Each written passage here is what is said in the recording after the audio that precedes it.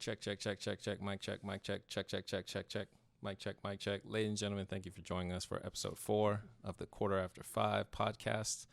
I'm George White, your host with the most boasts, most deaf, most rambling. George White, that's me. Got and the most roast from most roast coast to coast, ladies and gentlemen.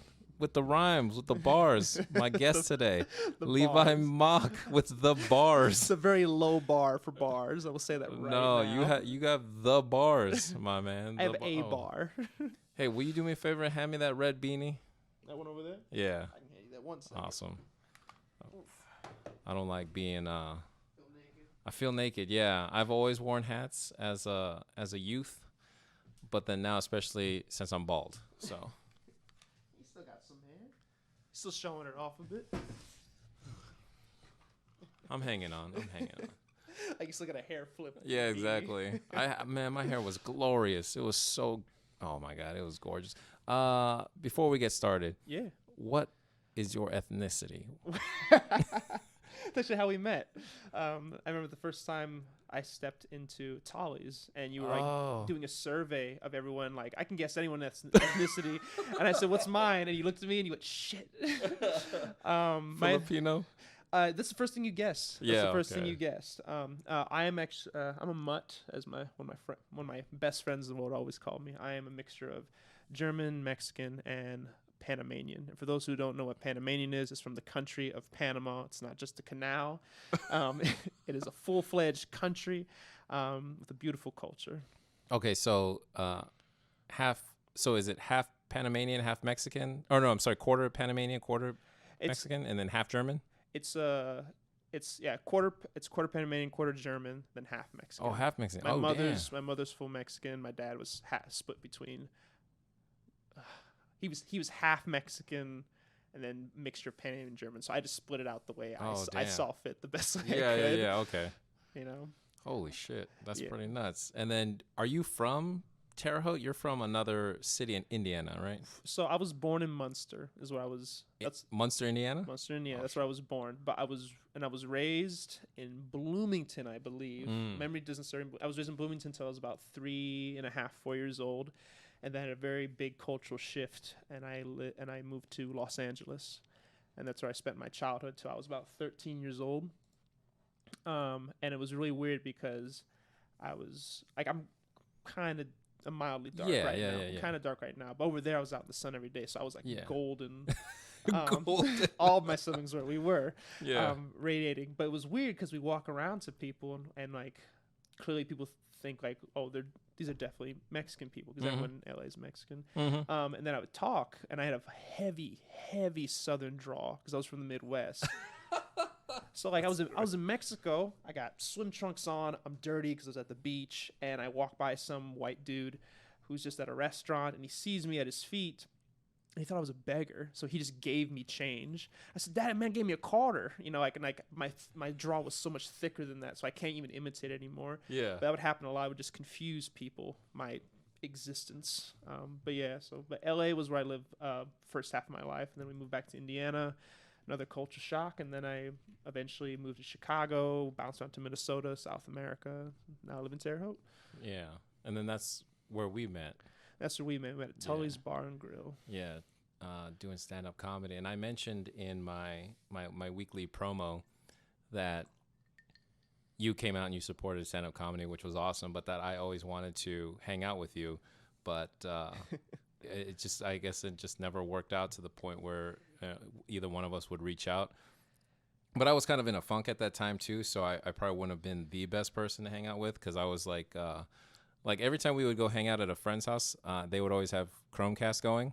And as soon as we pull up, you have access to it because you're on their Wi-Fi. So from outside, I would change the song and they knew I was coming in. But then every time, and it was always Levi Elmore. He was always playing something and I would walk in to da-na-na, da-na-na, da-na-na, da-na-na. I'm the best, and then they would lose they hated me so much, but I died laughing every single time. It was so funny. I might do it one more time just so we could like get out of our system, but Probably not. I don't know. But so I always wanted to hang out with you. Like you immediately backed off. Yeah, I got to back yes, off. but no. Well, probably not. Yeah, no. That's I was an asshole. But yeah, because you're like super charismatic. We talked about this just before the podcast. I try to find a picture of you to use as a promo to be like, hey, I'm going live with Levi Mock later on today at 5:30 or 6 or whatever. And then I couldn't find anything because you're always with people having a good time. It's never like a selfie, like a self-indulgent golden god selfie. Like, yeah, this is me just chilling. I got one. I got that fat picture of the me. fat. I thought about that too, but then I didn't want people to think that I was going live with a fat middle school kid. I was like, all right. I was a 5th grader back then. 5th grade. Oh, that was the 5th grade basketball player? Just shy of middle school. Let me see, where you at? Levi Charles Mock. That's me, man. All right, me. so and if you look at my my cover photo, there was a wedding I couldn't make it to, one of my best friends, and so they wanted me be excluded from the big photo op, so they just photoshopped this old picture of me being fat in, and I was completely fine with it. It was great. Yeah, it's horrifying, because it's like poorly done. It's like obviously poorly done. It's so bad, but this man is so great. And my best friend in the world, his name is Luis Araujo Guzman. Is from El Salvador. He's the one who did that. And we don't get to see each other that much anymore because we just have different lives. Yeah. But every now and then we'll catch up, and he does things like that just to remind me I'm still alive. And it's always appreciated, man. I owe a lot to him. Okay. Of who I am as a person. So. Did he get you on a diet after the 5th grade? No, I got myself on the diet. The training, what you see before you, was a result of my own hard work, and I have no shame saying that. I very much enjoy the person I am, the shape that I'm in. Yeah, pick yourself up by your bootstraps and then bench press them, and then. I wish I could bench press as well. I have to do dumbbell bench press because I don't know if you can tell, I have a serious scar on my wrist. Damn, yeah.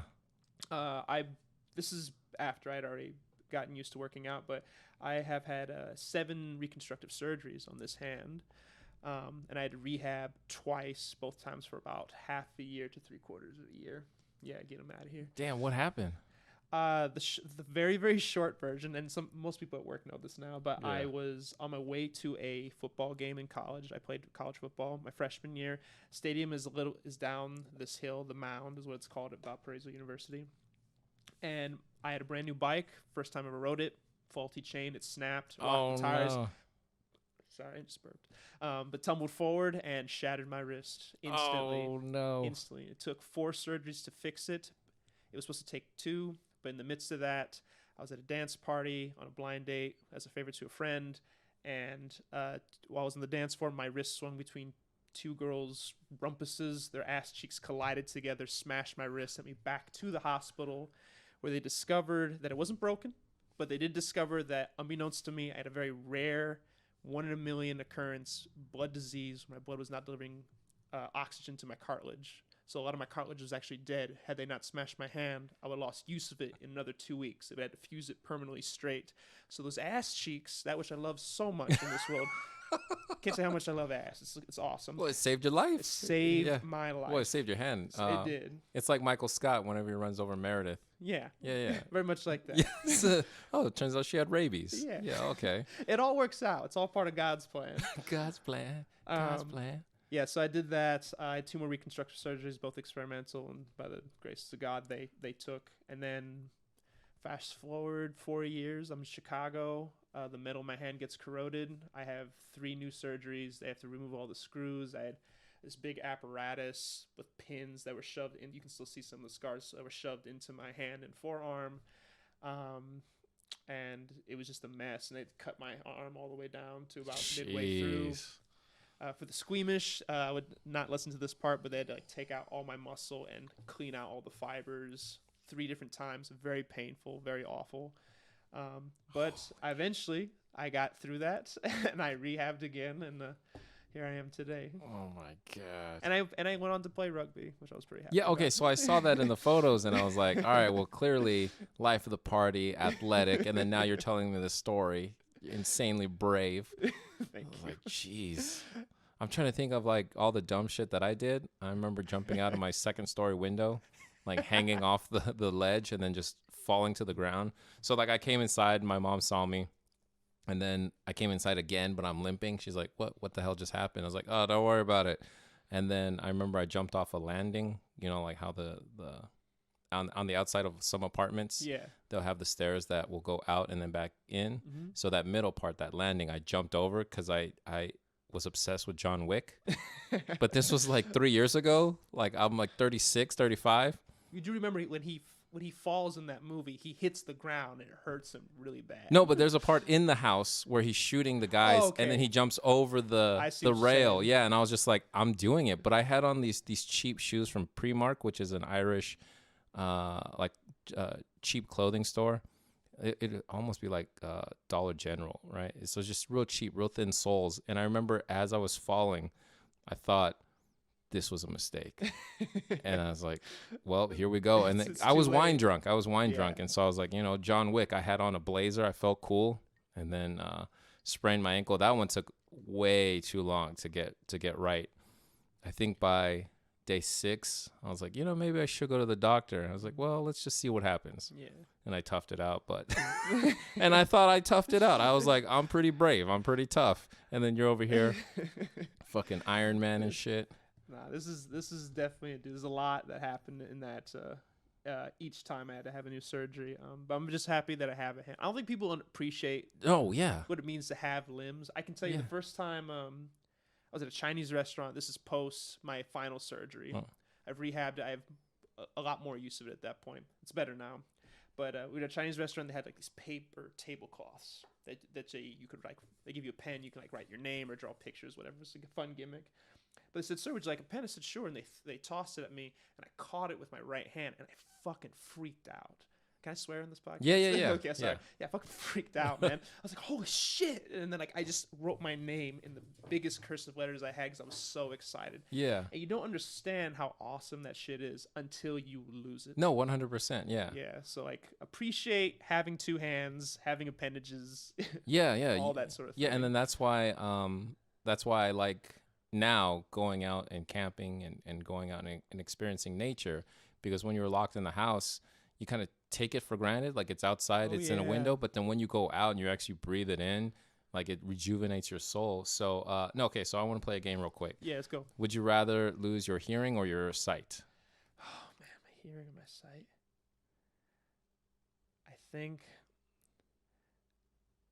I think I would lose my hearing. As much as I thoroughly love music, I have a family of musicians. Oh yeah. Yeah, and everything, and I couldn't stop. I couldn't stand the thought of like losing the ability to hear someone's voice. Yeah. But just the visual beauty that this world has, Yeah. I don't think could ever be replaced. And also, you can still gauge emotion, even if someone's speaking with you. You can still hear like a muffled sound of some sort. You can still gauge vibrations, gestures, that sort of thing. Some Daredevil shit. Some Daredevil shit. Yeah. And I don't think I can ever replace that. Yeah. So I would think that's where I would go with. I agree. Also, losing hearing because I'm too anxious. I'm too paranoid. So I need to see what I'm eating. So if I can't see what I'm eating, oh my god. Man, now I got a whole new layer of fear with Yeah. that. Exactly. I don't know if I could do that, man. And then so it's funny because the second part of the game, which is what you've experienced, would you rather lose your arms or your legs? Arms any day. As much work as I've put into this arm, I would, if they said, "Hey, you gotta lose your legs or these arms," I would just cut it off in an instant. Really? No question about it. I cannot. The ability to just to walk outside, to maneuver a space on my own, because dealing with this hand, like I soon learned how hard it is just to function without just one extra appendage for a while. Yeah. But I was always grateful that I had my legs. I could still go run. I could still bike.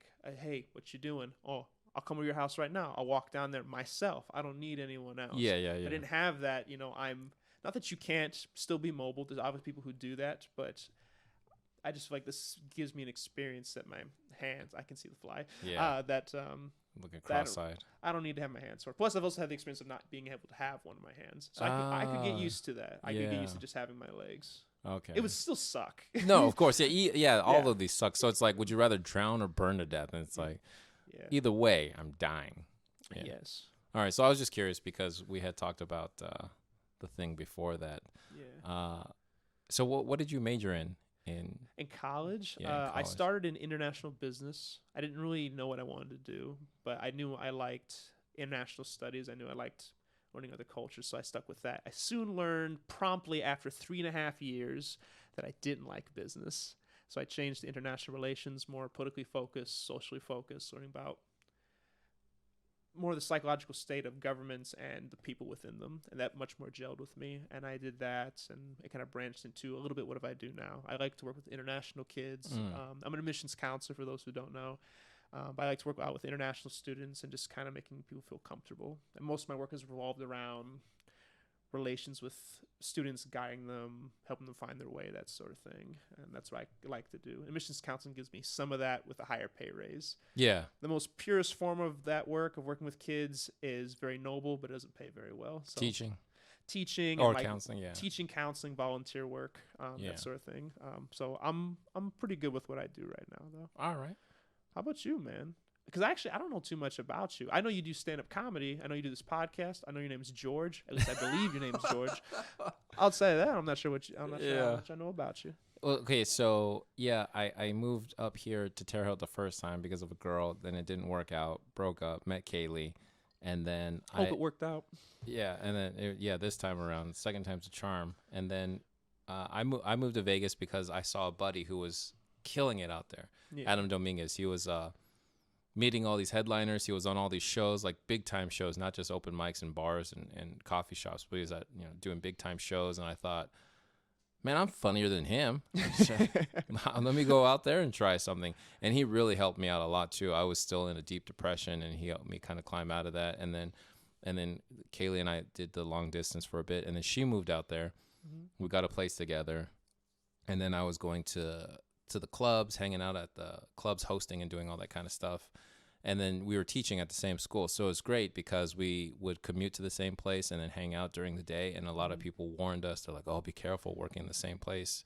But it was great because I actually like to hear stories about, her day.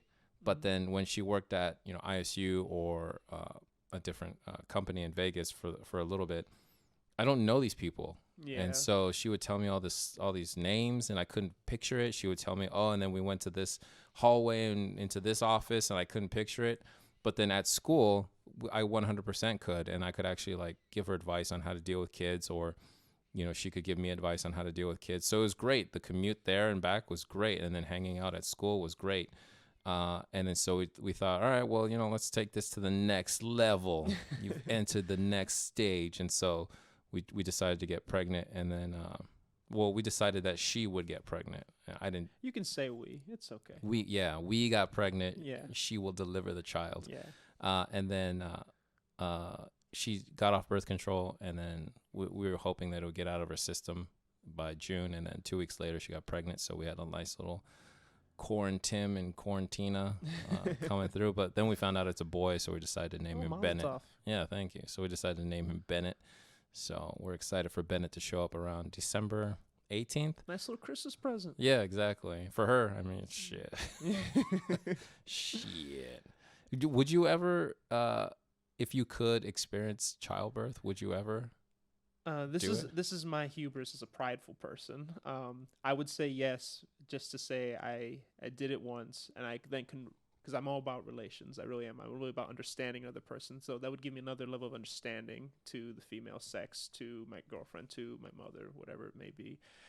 But that's not to say it wouldn't scare the fuck out of me to make that call. And I feel like I have to just say it yes. Because if I think about it too long, I'm gonna chicken out. Yeah. If it's like, all right, we got this injection. Do you want it or not? Yes. Boom. Done. All right. Yeah. Okay. Cool. We did. Yeah. There's no 3-week waiting period. It's not like buying a gun. Oh, wait a minute. Never mind. You can just buy a gun the same day. Yeah. So, So yeah, like you, I'm a mutt. I'm half black, half Korean. Mm-hmm. And then I talk about that a lot in my set. So it's funny too, because a lot of people will ask me right before I go on stage.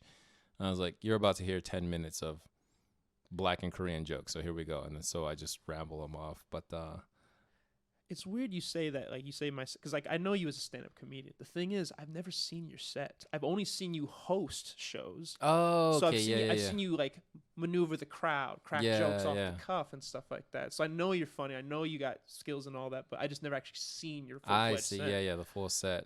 And the time I was like, actually, because stand-up comedy, very, very nurturing, encouraging community. They will always ask you to go up on stage, always ask you to try it out, even if you've never done it before. You know? But I think it's pretty endearing. I think it's pretty awesome. And I was looking forward to a weekend of like, I wrote some stuff. I said, let's give it a shot. You know, everyone's always saying like, you know, it's worth the time. And COVID happened, and I was looking forward to like seeing like, your show. I was looking to see Levi Elmore a bit. I call him Marvin the Fraud, by the way, because his real name's Marvin. Levi. He hides that, and he promotes his Levi too much. What? Okay, not really, because his YouTube channel is Marvin Comedy.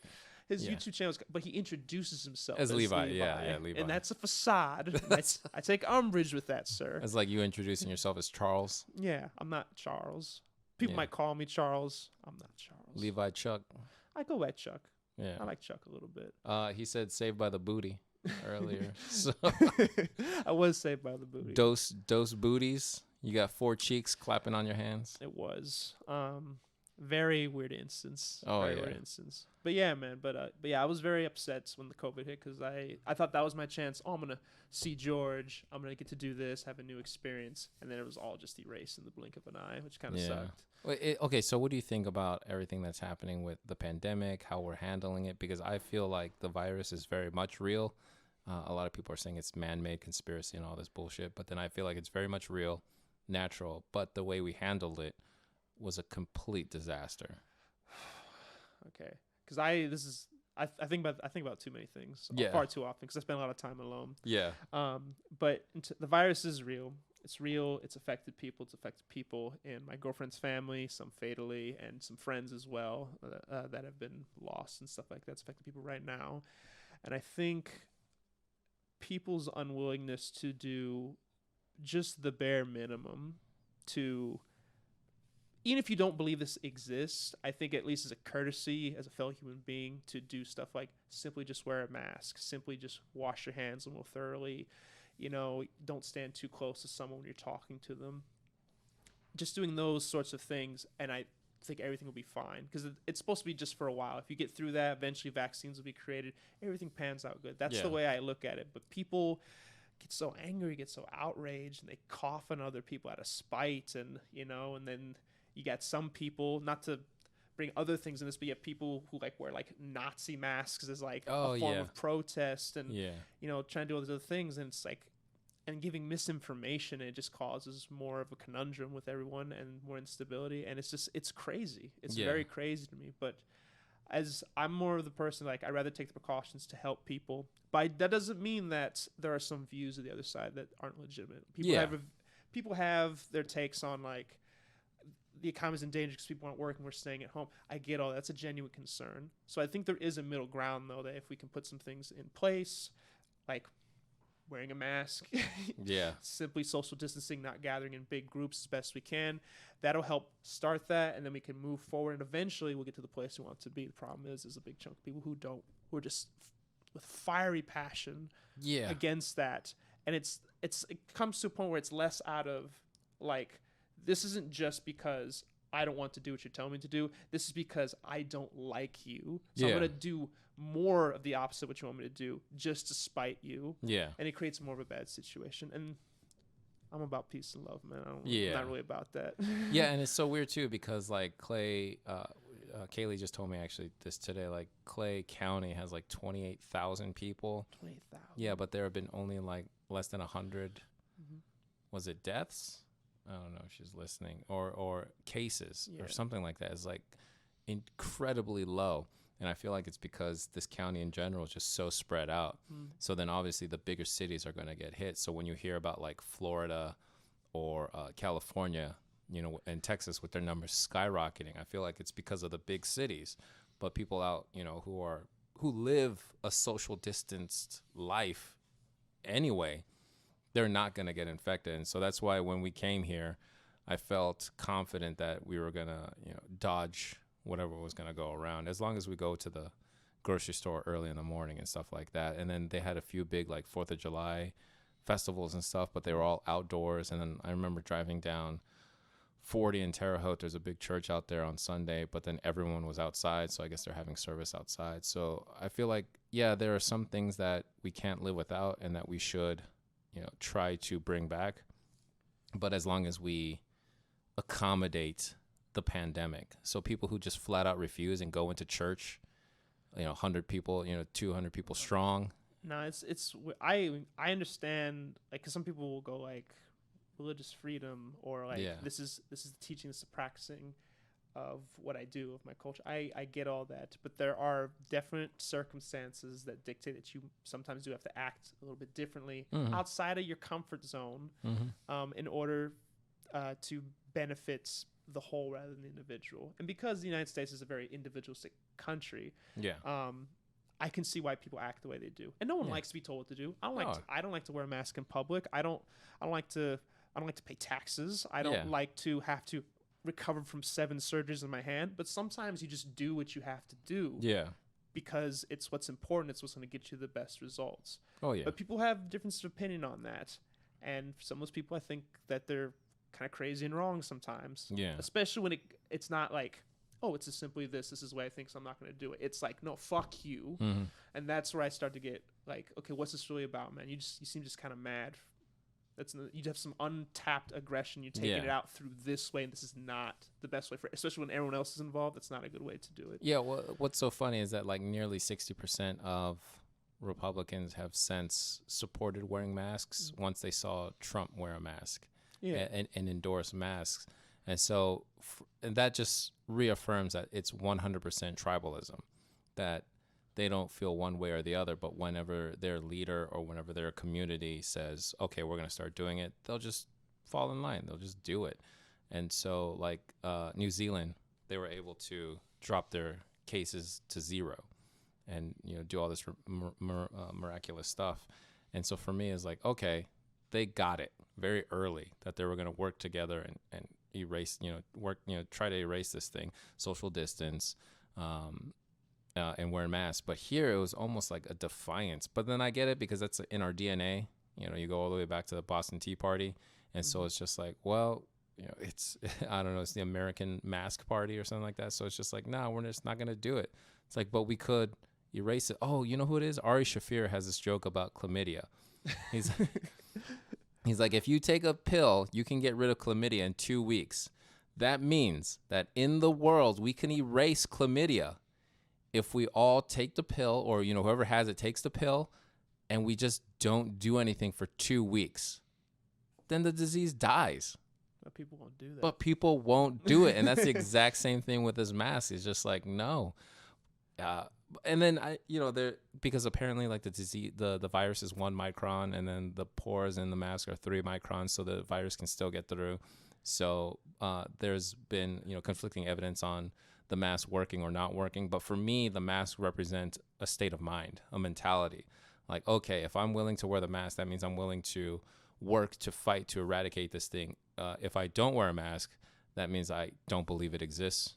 I don't care. So I'm just going to keep going and doing whatever I want. So it's almost like a selfishness thing. Yeah, and I also do think wearing the masks, like, we'll get to like it working and not working in a second, but just like wearing it, I think also is a constant reminder that it checks all your other behaviors, because you have something physically attached to your face that constantly reminds you there's something else going on. Yeah. Like I wanted to drink out of a public water fountain, and I had the mask on. I was like, oh no, I can't do that. Yeah. Or like I'll go to reach. See, right now I touch my face and I shouldn't be doing that, but I do. But when I have the mask on, at least there's that layer that reminds you, okay, you shouldn't be doing that. Yeah. I think that helps a lot because human behavior is very hard to change. Oh yeah, 100%. It's very hard to change, and like just to have a nice theme to it. My hand, for instance, I had to make a lot of adjustments to my life that took time, but I was forced to make them in that moment. When you're given the option not to change, but you probably should change, that's a million times harder. Oh yeah. When you have the option not to, because like psychologically you say like I'm going to do something for someone else, or I'm going to inconvenience myself consistently for a long period of time. It's hard to make someone switch that. I see. And it's with everything else too. It's like anything else. It's like learning a new skill. It's like trying to diet. It's trying to stop smoking. It's like trying to decrease these just repetition of human behavior. It's so hard. Oh yeah, for sure. And I can see that. That's actually a very good point that I'm going to now bring to my Facebook arguments. No, just kidding. I got so tired of that, all that arguing and flippant remarks. Before we get off this, you said something about the mask working. Yeah, so like obviously there's a bunch of people who, like, I have like some are family members, some are friends, but who are very anti-mask. And I'm always like this. If people say, well, this doesn't actually protect you for XYZ reasons, I always look at it this way. The simple fact of, like, if you have something on your face, it will slow down. It will prevent it in some capacity from getting to. If you sneezed in my face and I was wearing nothing and my mouth was open, and your mucus, your god ugly fucking dirty ass mucus got my mouth, that probably wouldn't have happened if I was just wearing a mask. Yeah. You know? And so just that small layer of protection comforts me at least a little bit. Yeah. And it also does give you a better chance of it not spreading. Yeah. You know, it's not a foolproof thing. I'm not going to sit here and assume that this cloth mask is going to prevent, like, me from getting any other disease completely. Yeah. But any chance to not get it is a chance worth having. Yeah, for That's sure. where I always fall on that. Just that small thing of just putting this thing on every day. It gives me just that much more of a chance to not catch it or to not spread it, which is the bigger cause. Most people will probably end up getting this virus. Yeah. But the mask will definitely help prevent it. If I cough, it won't reach you. Or at least it'll be slower to reach you. Get a chance to escape. You know, yeah, no, I think it would be cool because, like, you're getting smaller doses through the micro droplets in the air, and so your body can probably fight off those smaller doses. Whereas if you just walked around without a mask and you're absorbing everything, then your body probably can't handle that bombardment. But yeah, my buddy had mentioned that, like, if you are somehow infected and your body can fight it off, but you put a mask on, you're essentially trapping it. So you're just rebreathing in the virus, and so you're just screwing yourself in the long run. But he even said that, you know, that's for people who wear masks 24/7 or every waking hour. But I asked, you know, what about like a 20-minute trip to Walmart? He's like, oh, of course not. Like, if you're infected and you go to Walmart, you know, definitely wear a mask, and then when you get home, take it off, and then, you know, your body will naturally try to expel it, you know, through your breath, through your sweat, through your urine, you know, through your feces. But yeah, so let's just say, because and I love talking about the 3 densities of micro droplets. So let's say you sneeze. The heaviest one falls to the ground immediately. All right. The second heaviest one lingers in the air for about 5 minutes. Yeah. And then the lightest one lingers in the air, an unventilated room, for about an hour. All right. But those micro droplets aren't, you know, 3 microns thick. So let's say that there is the virus in those micro droplets, and they get on your mask. Well, when you get home, you're going to take your mask off and either wash it, or if it's reusable, or not reusable, if it's single use, you'll throw it away. So you've trapped the virus and you're now throwing it away. So it's a lot better than breathing it in as you walk through Walmart, you know, trying to get your vanilla ice cream or sandwiches or something. I would have pegged you for many things. Droplets, the 3 categories of droplets is not what I would have pegged you for. So. I wish oh man, I wish I had the video loaded up, but these Japanese researchers did a simulation where they had someone sneeze, and then they checked, like, you know, through the spectral analysis or whatever it was, the X-ray vision or whatever, and then they showed, like, the 3 different levels, like instantly dropping, lingering for 5 minutes, and then dropping.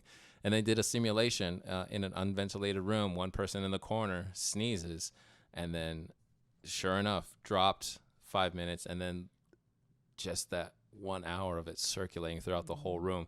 And that actually changed my desire to do stand-up comedy. So I've been keeping an eye on the open mic in Terre Haute, like, just trying to gauge if there are any cases or anything. And thankfully there aren't. So I'm super glad, because if a case happened because of either karaoke or comedy, that place is ruined. And so thankfully nothing has happened. I won't go back anytime soon, but we're going to try to do 5:15 from there during the day.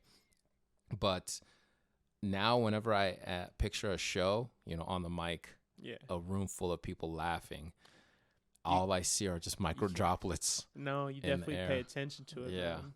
It freaks me out. I don't know what the movie is. So, like, I have a podcast as well called Rice and Spice. Shameless plug. No. Okay. So I saw on your Instagram that you put that you're a podcaster. Or no, on Facebook. And I was like, oh, what is the podcast? How many episodes deep are you?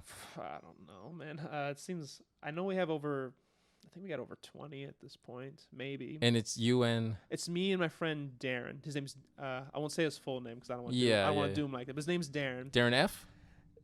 Darren L. Okay, because I'm friends. I don't remember meeting him, but a Darren F. And I wasn't sure. Okay, Yeah, he's a friend of mine from college. okay.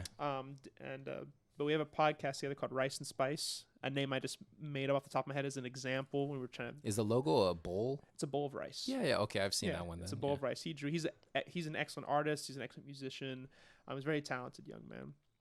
But one of the episodes we did, one of the first episodes we did, was when the quarantine was going on. I can't remember what the movie's called, but it's called like Infection, Contagion, something like that. Oh, probably Contagion. Yeah. It has it stars like Lawrence Fishburne, has Matt Damon, has a bunch of people in it. But it was very much a situation where it's about a virus that's spreading. Yeah. And how fast it goes. And the first thing it starts off with, you just hear someone cough. You just Oh, like black screen. yeah, and it just coughs. Yeah. That's all you see. And then the movie starts, and then you see someone touch a door handle, and your eyes just stay there. Yeah. You see someone reach into a jar, like a little dish of peanuts at an airport Yeah. bar, and like those sorts of things I do now in real life as things go on. If someone sneezes, if someone just touches something, my eyes just stay there, like, don't go near that. So that shit's very real. Like, Oh, no, and yeah. that's everything. So I completely get what you're saying. Yeah, so like I had Evan Davis on here. He's another comic from Indianapolis, lived out in Terre Haute for 5 years for college, and then moved back. He was out visiting some buddies, and he came last week, and so we played chess. And then right before you came in, so after he was here, I disinfected it. But then right before you came in, I disinfected it again. And then that's why with the mic covers, as soon as you're done, I'll take it and I'll wash it with soap water, and then I'll set it off to the side. And then I like to let it sit away from guests for one cycle. Yeah. So the next guest won't be able to use pink, and then I'll keep mine as yellow, but won't be able to use pink. Yeah. And then after that, we'll get rid of the one they choose and then bring pink back into the rotation. Yeah. Because it's a scary thing. Like people who don't take it seriously, it's like, hey, come on my podcast. Also, I don't wash mics. So, so figure it out. So I wiped the headphones. That's why I said if you don't bring yours, I have some, but then I disinfected those too. Yeah. No, I appreciate that. Yeah. I appreciate that. And like I've been very nice since I got here, man. Like the courtesy, making sure everything's clean for me. You got me a drink. Like this, I'm appreciating the hospitality. You sipping it? You enjoying it? I am enjoying it. I don't drink very often. Most people who know me, I rarely drink at all, but I do drink on special occasions, and this is a special occasion. Mostly because I'm out of my apartment, which that's the bar right now. If I'm getting outside, that's awesome. Yeah, it sucked. We bought bananas like a month ago, and I don't know what the fuck happened, but it was just like an explosion of fruit flies. And then so we read that like they crowd around dirty drains. Perfect. Throw Comet down there. Yeah. We got traps, and they're just like, bro. They're relentless, man. Bro, MAGA. We're MAGA Brazilian fruit flies. You can't kill us. You might be able to tear down that wall. Did you see the border wall blew down? It did? Yeah, sections of the border wall blew down after like a storm blew through there. It's American tax payer dollars at work, man. It's so funny. So I don't want to get too much into politics, but what do you think about like this election cycle coming up? Are you excited? It's a shit show, man. Yeah. It's a shit show. Yeah. Like I stay active in it because I believe that's something whether you hate politics, the politics, whatever, you should stay up to date to an extent as a member of society. You know, understand enough of what's going on so you can vote correctly, have an opinion, that sort of thing. But yeah, this one, I thought like the last time when it was like Hillary versus Trump, I thought it couldn't get any crazier than that. And then just between, mysterious pedophile sex islands and pictures of Bill Clinton in blue dresses hidden inside false walls in a stairwell, and just every single news story about Joe Biden, sexual accusations here, him sniffing a girl's hair, Trump just being Trump on no one's Trumpier than Trump. Trump's the Trumpiest Trump person to ever Trump in this world. And it's just amazing how it just keeps spiraling downward, and I don't know what to really say about it other than wow, man. It's just theater. It's just theater to keep us divided. That's what I feel like. It's just theater to keep us divided. So and I talked about this last night on. People are loving it, man. Yeah, people are loving it. Yeah. So it's just like, why do we watch oiled up men fight each other in like leather shorts, leather underwear, leather pants, in the WWE and before WCW and stuff like that. It's because we love the theater of it, and that's all politics is. It's just theater, and then we're just so glued to it because it reinforces our tribalistic beliefs. And so, like, there's no reason to be racist, right? Like, it just doesn't make any sense. Reason. Yeah, it's illogical, but it's a learned behavior that's reinforced through, wherever you live, whatever tribe you associate with. It just baffles me that someone could look at another person and think like, I can subjugate you. Like, it just baffles me. But then, obviously it exists, and that's why I think we need to take steps to boost the equitable treatment in this country. I had a discussion last night with Evan Fonfa on the Fonzie scheme about, shameless plug, about cool, about empathy. Like, should politicians have empathy? And I don't think they should have empathy because they can't. It's impossible. There's no way that Chuck Schumer, what he used, or Joe Biden can empathize with a single black mother of 3 children, like my mom is not black, but a Korean, who had to work in a factory to support 2 children. They can't empathize with that, but they can look at the situation and decide what's equitable. And so I think that's what we need more is just people traveling, meeting other people, and then just, learning at least how to treat people fairly. Maybe not empathy, but how to treat people fairly. But then eventually I think empathy will, come about. No, it's always like exposure to other people's other cultures, other countries. Yeah. I know when I was a kid growing up, even though I lived in like a very much ethnic bastion is Los Angeles. Yeah. Just by the nature of people I grew up around, because every culture has its prejudices. I grew up Mexican Catholic, essentially. And within that, on the darker side of it, there are a lot of prejudice factions within that. Mm-hmm. And some of those clung to me. And it wasn't until as I was getting older that I started to see that some of this hatred that was being dished out, or some of my preconceptions of different people, were completely ill-founded, just completely stupid, unnecessary, and just like the worst things ever. But also I was a child, and like I think sometimes people like hit on kids too much when they don't understand, when they're just like looking at their surroundings and they're taking that in. But when you're a full-fledged adult and then this stuff is you're still clinging to these sorts of beliefs, that's when it's a real issue, because now you're passing these on and you're perpetuating them, and it's weird to see that still exists. Yeah. It's very uncomfortable. Like it's no escaping like the George Floyd incident, very sickening, very hard, very, very hard to watch. I can't imagine what that would be like if I was Black, African American, watching something that much more reflects who I am, like a mirror image of that. And just me sitting at home in my apartment seeing that footage, completely just despicable, just awful. Yeah, it's crazy because when I first saw that, and I've seen quite a few, the Philando Castile one was weird because that's when I first started to feel it. But then there's like a rage burning behind my eyes. Mm-hmm. I was gonna say there's like burning like chlamydia. No, there's like a rage burn that just burns behind my eyes, and like I just get this weird tunnel vision.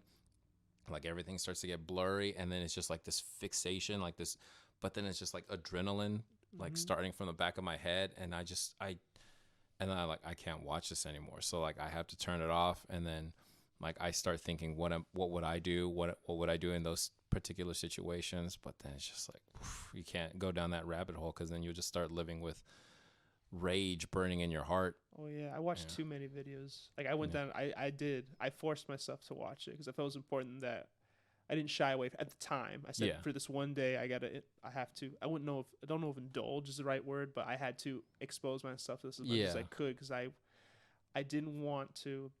Because I have friends who have varying opinions. I'm friends with a lot of people, and they don't all agree with each other. But I felt this is one I had to understand, because I had to reassure myself, no, there's no wavering on this particular issue. No one can tell me anything that this in any way, shape, or form is okay. There's no justification for it. And I just remember being sad. I remember being so sad after just exposing. I didn't want to work. I just remember sitting there when I was quarantined and didn't want to do anything. Yeah. It's a trip, man. But when I look at everything else, because what came right after that was fiery rage. Yeah. Fire rage from the community. Some people would say it was justified. Some people say it was outlandish. I had a big discussion with my buddy Darren on Rice and Spice podcast. But we had a big discussion on if that was okay, if the response was justified. Yeah, if it was justified in the community for them doing what they did. And I always try to have a full discussion. I don't just want to take a side and not talk about the opposite opinion of mine. And when we went through the whole discussion, we kind of came at this. One side you have these people really engaged with the community? Have they really done the civil process? Have they really gone to town halls? Have they really tried these other more peaceful routes? On the opposite side, we also discussed, let's say they have, or even if they haven't, regardless, whichever way, how would you respond if you saw a member of your community just brutally beaten down like that? And you know it's happened before. You've seen it happen before. Yeah. And most of these people who are responding this way are young kids who are angry, who don't know what to do with their aggression, and this is what they do. And when you've been just beaten down so many times and told, do the process, can you really blame someone for picking up their fist and throwing it through a glass window of a Target or some shit like that? Yeah. And I don't want them to do that. I don't want people to break shit. I don't want people to get hurt. I don't want that to happen at all, because there were casualties. There were businesses, people that happened. That's a shame. But I don't know if I can safely say they're wrong. And I think it all wraps up, that point at least wraps up in a quote from Pope Francis. He gave an interview once. He was at a church, and he was talking about how Jesus always tells us to turn the other cheek. Then immediately afterwards he said, and that's true, we always should. He goes, however, if you touch my mother, I will punch you in the face. The Pope said this. Pope Francis said this. Yeah. And I understood what he was coming from. It's very hard to control yourself when family members, people of the community are hurt, killed. And, I just hope at the end of the day, at some point, cooler heads do prevail, that progress is real progress, not just like statues getting knocked down. Yeah, but actual change takes place going forward. People just like dress like, oh look, there's Black Lives Matter painting the street. We did it. No, that's cool window dressing. That's not enough. Yeah, well, it's funny that you mentioned that too, because I am of the belief that the younger generation is being galvanized to get involved in city politics and state politics, and hopefully national politics to change the situation. So accepting small consolation prizes like, oh yeah, Black Lives Matter Avenue, and it's nice. It's nice. It's a nice thing. But don't become complacent. Exactly. Like, stay fired up. And then so even when the protests were happening, and people were hijacking it to riot and to loot and to be destructive, I thought, okay, look, it's a knee-jerk reaction. Some of the people who were doing that legit were upset with the situation. But most other people were trying to just hijack it for personal gain, exactly. looting and destruction. So most I get that. But it was only going to be temporary. And then eventually, like you said, cooler heads would prevail and people will keep protesting. So that's what they're still doing. They're protesting, but, the way it was intended, peacefully. They're just gathering and they're marching. And then what's so ironic is that people who are protesting the protesters, like counter-protesting, it's like, are you protesting their cause, or are you protesting the First Amendment, which allows us to gather? And so, it blows my mind, just people who, especially if they're Second Amendment proponents, and then scream the Bill of Rights and don't understand, hey, we should just let them protest. I understand if they're there to just make sure that it doesn't get out of hand. But by the very fact that they are there causes escalation, increases the potential for escalation, because, okay, now it's like we were just protesting against some sort of abstract concept, some sort of abstract institutional racism and, an abstract concept of oppression. But now we have someone like physically there. We can visualize, we can see you. Now we're going to escalate and ramp it up. But my buddy, we grew up together. He was at a counter protest. Luckily, nothing happened. And a lot of them kept saying, they kept, yelling, hey, don't do anything. Don't spit, don't punch, don't do anything. Just be here. I was like, okay, I get it. I don't know if he was at a counter protests or counter protesters showed up like Antifa. But yeah, it's just a weird time that we're living in. And then we're bringing a child into the world. It's all right. I mean, I'm a man of hope, so I always hope that there's always light at the end of the tunnel. And I do see it in small sparks. Is that things are shitty right now. Things are very shitty, and things seem like they're continuing to get shitty. But I think conversations like this, and then action that comes off of these conversations like this, I think will always bring us back. Always bring us back. It'll be slow. It'll be painful. It will not be as we want it to be, but we will get there. I'm confident of that. Oh yeah, for sure. I see that in small things here and there. And hopefully that trend just continues. Yeah. And if you're someone who's listening to this who doesn't agree with myself or George, it's fine. I fully admit I do lean a little bit farther left. But I'll admit that like the left side makes mistakes too. Sometimes we miss target. We put our emphasis too much on topics that really aren't worth the time, that aren't helping the situation at all. We get too angry sometimes, and we don't listen to any valid opinions from the opposite side when sometimes there is still some merit to those arguments. But it's a conversation.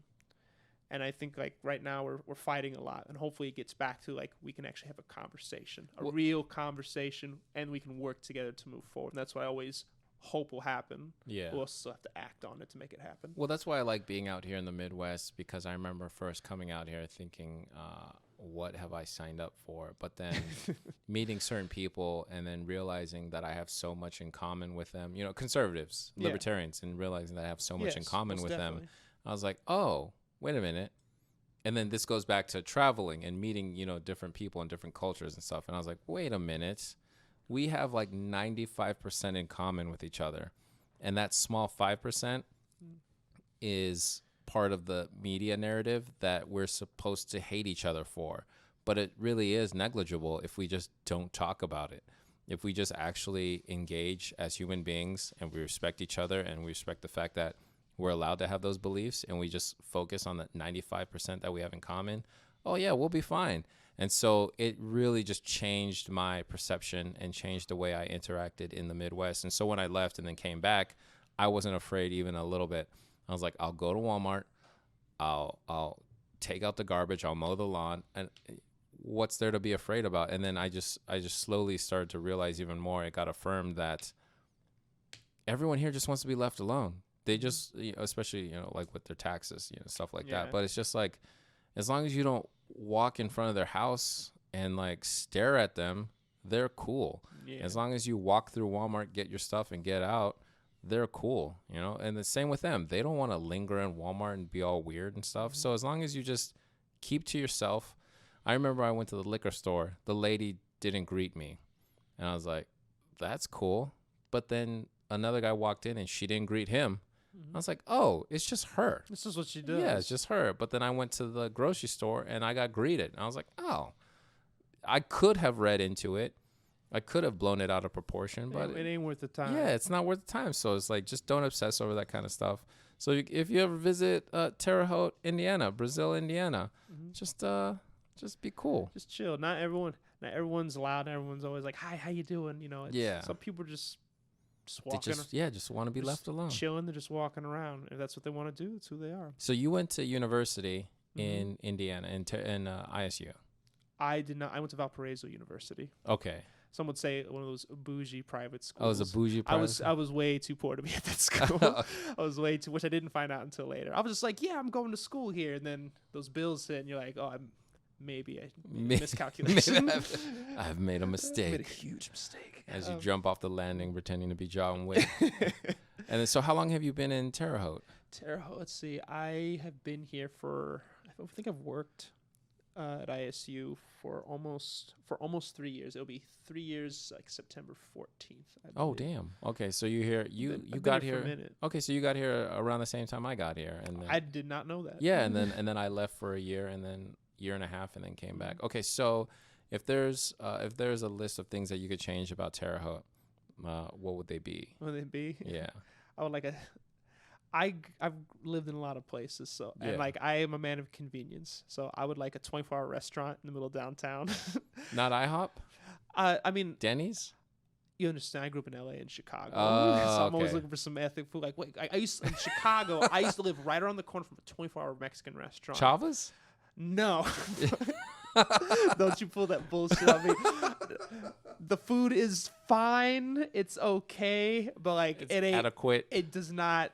It does not scratch the itch. It's Midwest Mexican. Yeah, it's which Midwest is a lot of Mexi- cheese. Yeah, it's fine. If you're into that, cool. I'll eat there myself, and I'm like, okay, yeah, I got what I knew I was gonna get. But I'm not like, oh man, like Craven Chavas. taco tequilas, chavas, you know. Hacienda Real. Like, no, they don't even say Hacienda. They say Hacienda Real. You know, it doesn't work that way. Don't they say real hacienda? I don't fucking know. I don't go there.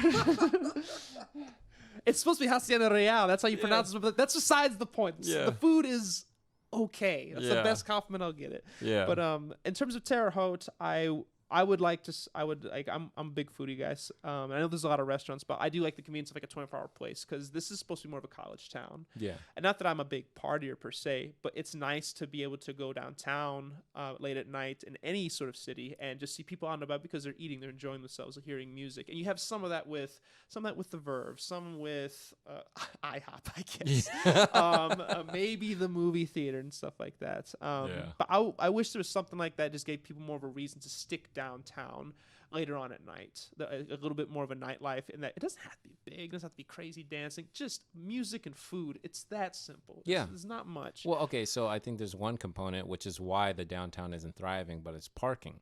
So That's true. music, food, and parking. Parking is big, yes. ISU has all the parking, and they don't manage it very well either. Yeah. Well, isn't there? I guess. Well, right now, there's all the parking in the world. You can park anywhere. Oh now. yeah, of course, yeah, right now. But I think across from the Holman Center, there's a big parking garage, right? And I think there's another one next to First National Bank on Wabash. So I don't know. I think if more people knew about that and if the rates were reasonable, I think people would hang out at the Verve, and then the Verve could stay open longer, and then we could get a couple other bars and restaurants that stayed open much later, if not 24/7. But yeah, I agree. The nightlife is a little lacking, and then you don't drink, so you don't really care about the bars, right? I've never been a big bar guy, but I do like going out with. I like going out with big groups of people. I do like to go out dancing. I love to dance. I'm a big dancer. But it's like if I go out to a bar, that's what I want to do. And maybe I'll have a drink, but typically I just want to sit down, talk with people, take them out to a nice meal. If I'm with my girl, I'll take her dancing, stuff like that. That's what I really, really like. So I would check the places out. I would go. But the problem is, because this is the downside of it being a college town. It's like the Verve is typically like the big club. Yeah. And so my girlfriend, every time she was in Indianapolis at the time, and she goes, let's go to the Verve. I always make an excuse not to go. Yeah. I'm like, I don't.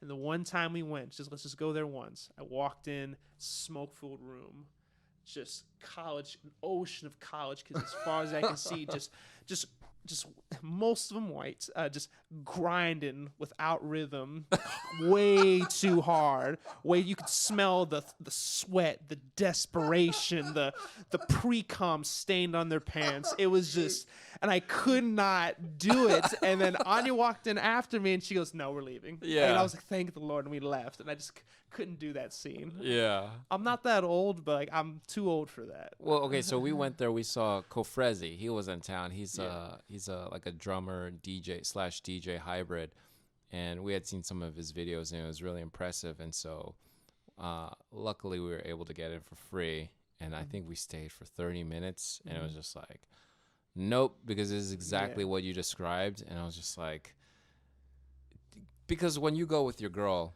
you have to be on edge. You have to be alert for both of you. Yeah. So if she, accidentally steps on someone's shoes, or if someone accidentally brushes up against her, you gotta be there, man. Her rear, then you gotta be ready to fight, unless that person has a broken wrist and you just discover that they. Hey man, they might have a killer left hand. Let me tell you. Exactly. No, but like you discover that they have rabies in the wrist or something like that. But and it's like, oh, okay, we get it, bro, we get it. But yeah, so we were there, and it's just like, nope, let's go. And then we were there for the Halloween party, but I like to go early. As weird as it is, I like to be in a place when they're setting up. So there was one time where Big Woods came out, and they were showcasing just like a private event. Anyone could show up, but it wasn't really advertised. But they were just giving out free beer. Right on. And so we showed up, and they're like, "Here, do you want to try some of our IPA, some of this?" And we're like, "Yes, please." Quaff on. And so we started just hanging out and drinking, and then they tore down, took off, and started setting up for the night. And I was like, this was fun. So it's weird, but I like hanging out at the bar during the day when everything's relaxed, but then at night, whenever bartenders are on edge and people are and people are a little bit, especially like the people running the bars, they're a little bit more curt, a little bit more rude, because they're dealing with a lot of people like every fucking second. And then and even during the day, you'll see them and they'll be super cool. You'll have a conversation, but at night they're locked into that mode. So they'll treat you that almost that same way. They'll kind of try to put check themselves, but yeah, that's hard though. Bartender's a tough gig at night, man. Oh yeah, for sure. Tough gig. Oh yeah, for sure. No, but actually, I think this kind of goes back to what we were talking about before we started the podcast. Was as you said, there's a lot of pictures of me hanging out with people. I love hanging out with groups of friends, having a great time, dancing, singing, whatever it may be. So when I'm in a setting of like a group of friends, I'll be loud. I'll be that guy. I'll be silly. I'll like you're not gonna go out there and try to do a head spin, and then I'm like, yes, I will, and I'm sober, and I go out and I do it, and I fall on my face, but people laugh, or scream something. I'll do that shit all day, but really, man, I'm cool with just sitting at home. Yeah. I'm cool with just being with a smoke with friends. What we're doing right now, just sitting and talking. I can do this all night, but I'll perform for people. It doesn't mean when I'm being illegitimate, but I understand we're having fun. Belligerent, People are out here to have fun, so let's get a little wild. Let's do that. But the moment I escape it, I'm cool. Oh yeah. I don't need that.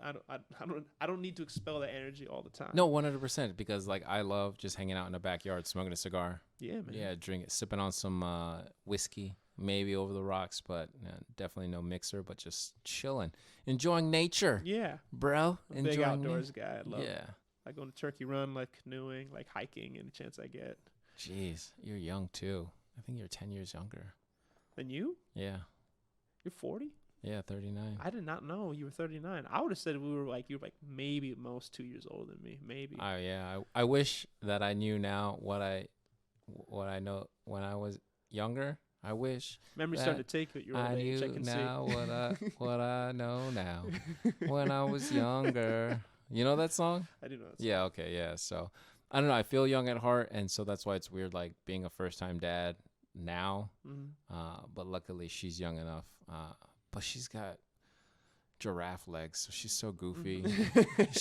She's not going to be able to just play with the... everywhere right out of the womb. Yeah, exactly. She's not going to be able to play with the kid in the front yard. So, that's why I've been taking my health a little bit more seriously as I sip on some of the Sierra Mist. It's all good, man. It's all good occasionally, like you said. It's a special occasion. All right, so you would change the downtown night scene of Terre Haute. Yes. And then as far as other things goes, I wish, and I think this all the time. When I'm going through town, like because I live close by the downtown area.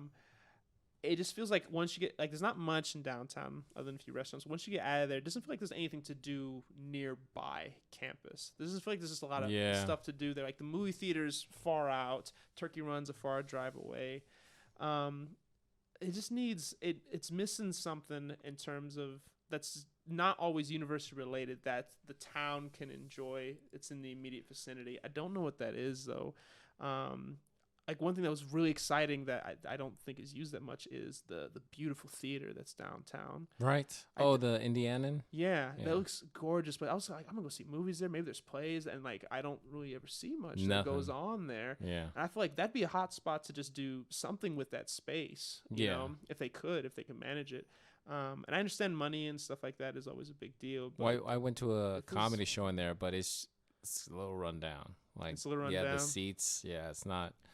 Yeah, so if I don't know how much they would need to invest into it, but like the community theater is out west, is over on 25th, and so like why isn't the community theater in there? And then so I get it. It's just a little too spread out. It's almost like an LA mentality where everything's just so spread out.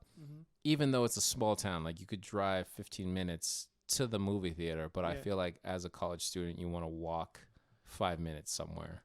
Yeah, like most college kids, not all college kids are gonna have cars, and also I'm not really I mean, I drive because I have to, but Yeah. I prefer just being on my own 2 feet, you know. And that's why I worked in Chicago when I was in Minnesota, wherever I was. I just like walking around, and I feel like college kids need that, especially. It's a bonding because like it's not always about about getting to the. It's about being at the party. It's about the journey to the party. You know, that makes it more memorable. The conversations you had. You know, the stupid things that happened along the way. You tripped and fell in a hole, or you ran into so and so, and then lo and behold, you got a date with that person. You know, a couple of nights later. You know, it's shit like that that really makes the experience more worthwhile than just, you know, like the Verve setting. Yeah. You know. Well, that's why I think the farthest people will go is the Valley and 9th and Elm on one, or 7th and Elm on one end, and then Terre Haute Brewing Company on the other. Yeah. I know they opened a new place, I think on 7th Street. Mm-hmm. It's, do you know what I'm talking about? It's like an uppity. I don't know what it is, but I know what you're talking about. So, yeah, I feel like that's like the spectrum. But then because the Valley and 7th and Elm are closer to the campus, that's where most of the college students hang out. Mm-hmm. And then Terre Haute Brewing is a little bit farther, so that's where the yuppies hang out. And there's like a steakhouse with like Black Angus or something like that. Yes, I know what you're talking about. Yeah, I don't know the name, but it says like enjoy spirits here or something. Something like that. But I know what you're talking about. Yeah. And then is it Moggers? Moggers, yeah, I've been to Moggers a lot. Yeah, so like there's that whole crowd, and then there's the 7th and Elm and Valley crowd, and then there's the North crowd with like Rick's Barbecue, which is they're not necessarily looking to go to a bar, but if they do, they might go to Tolly's. And then there's Nothing South. I think there's like a couple like out on the outskirts of town bars on the south. So yeah, it's just a very weird layout. Yeah, it's like if you're someone who liked to bar hop, if it was just to socialize with bar hopping, it's hard to bar hop. You know, I know there's the walk in town, but like it'd be nice to just go like, oh, there's a place just like a couple blocks this way, or like set up this restaurant and go here, or like we can go to this place, and then it just feels a little too disconnected for it. And then, as you said, the parking situations, you can't like park there and then always circle back to your car. You park and you have to leave your car at home or some shit like that, and it just doesn't function very well. Yeah, maybe if ISU, because they open up their parking lot after hours, right? They do open up their parking lot. Yeah, so if you just park there, and then you can just make a nice little circle and then go back to your car. But mostly students park there. So like if you're just like a townie, you know, like you still don't have parking. Oh, okay. Yeah. Oh, you still need a student pass to park there? You don't need a student pass to park there, but like the parking's pretty maxed out by the students. Oh, and then I see. So like when the weekends hit, like yes, you can park there and cops won't bother you at all or anything like that. But like I know like when I was in Valparaiso, I did stay there in the summertime. Another college town, not a big college town, but the townies are a big part of that. And there's a lot of stuff in the downtown area that you could do, and there was plenty of parking and stuff like that. So that situation was non-existent. The situation in Terre Haute, but here because the parking's already taken up, kids are just gonna like leave. They're right next to downtown. Why would they move their fucking car? Yeah. So they're just gonna leave it there, and so now there's still not really that much parking for anyone who's not a resident of ISU. So they're still doing with that same shit. And it just kind of makes it move the whole thing. Yeah, and I think more local.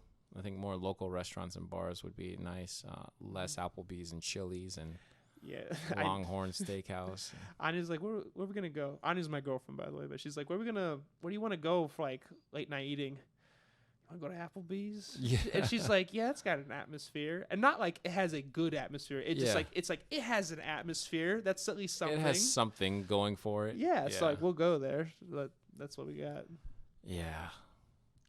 It's like not to completely shit on it. Terre Haute's a perfectly fine city, smaller city. You know? There are areas that it could improve upon. Well, I mean, it has 2 Walmarts. It's got a Lowe's, Menards. Like it has things. It's big, but then for eclectic people, we want more local stuff, and so it's just like it's barely scratching an itch. Like it's like scratching an itch on your back over your shirt. Yeah. Like, but you wanna get under your shirt and you want to get the nails deep into the skin. That's what we want. Like more local stuff. Yeah. Farmers markets. Yeah, and stuff like that. Crepes. I know it sounds like we're crepes. I do love me a good crepe. But like it's stuff like that. Like when you look at other cities that just the artistry of just like the building looking different from just another building across from it. Yeah. Changes the setting so much. It Oh, yeah. changes the mood. And you don't have that here. Everything looks kind of the same. It's all a bunch of chain places for the most part. Well, and- downtown. So they Yeah. renovated that Coca-Cola museum building, which looks great. But Yeah, then it there's does. that apartment building across the street that they're now renovating. Yeah. It used to be a factory, I guess, and they're renovating that. Mm. So it feels like slowly but surely people are starting to renovate and invest into Terre Haute. So They got time. yeah, we got time. We got time. Ain't doing nothing better right now. Yeah, we got a couple years, and then we're gonna try to get up to Indy and raise baby Bennett. So that'll be fun. Yeah, and we'll see what. I won't say too much. We'll see what the future holds for me. Right now, I'm in Terre Haute. Right now, I'm here, but we'll see where the road. You got plans? I have tentative plans. I'm very much used to like. I have ideas. I Yeah. won't say full-fledged plans because I know my plans always change at a dime. I'm a very flexible man. Yeah. Whatever I need to do, I'll do it if I think that's what's best. For the time being, I'm in ISU, having a good time, as best I can. Yeah. Hell yeah. Awesome. Well, thank you for stopping by. Usually I do this around an hour, a little less than an hour, but we just hit an hour and 10. So I'm feeling a bit more comfortable, but I've been eyeing that chessboard. I'm like, you say you play. I do. A lot of people say they play, and then I end up whooping the shit out of them. Okay, here's the deal. I'm not gonna tell you what I do, but I have a very unorthodox style. It mostly comes down to a couple of key choices I make. And we'll see if it comes into play, if it factors in. We'll see how it goes, man. Do you do chess.com? I did it for a little bit with my buddy Shane at work, but I don't do it too often. I just mostly just play whenever I get the chance. I don't play to people too often. Okay, yeah. Well, I like doing chess.com and the tactics trainer. Shout out to chess.com for whatever reason. But Hashtag not sponsored. Hashtag not sponsored. but could be. Yeah, if the money's right. I'm sure they got chess.com's got all the money. They got all the loot. Just hook it up. But thanks for stopping by. We're gonna play a couple games and then eat some cheesecake. Thank you for bringing that. Yeah, most for definitely. the wife, and then I might get some more Sierra Mist here in a little bit. Nah, man, I had a blast. I gotta talk for another couple of hours, man. You're a pleasant person to talk to. Yeah, and then so that's what I thought too, is that we could talk for an extended period of time, or you could come back I would love in to a come month or back. two. Love to. Because it's weird because, like setting up took me forever, but then now I just have to do what I'm doing now, which is go live off the action cam, record off these two cameras, and then edit it later and then re-upload it. So that's just what I got to do. But now that we've got that system locked into place, when you come back next time, maybe you could bring Darren. Darren lives in Seattle. Oh, so it's a Rice and Spice Zoom kind of thing. It's like we just we don't do a visual. It's all audio. Oh, it's all okay. It's all audio. I would love to bring Darren. Darren is a riot. Well, we could have him on Zoom and then have him on the screen right here. here. He wants to. Yeah. He's a busy man. He does a lot of things, but I'll ask him if he wants to. Okay. Yeah. I'm sure he'd love to like show for his own podcast. Yeah. What would it be? Rice, spice, and everything nice. Brown sugar. Brown sugar. Brown sugar. Yeah. So are you spice?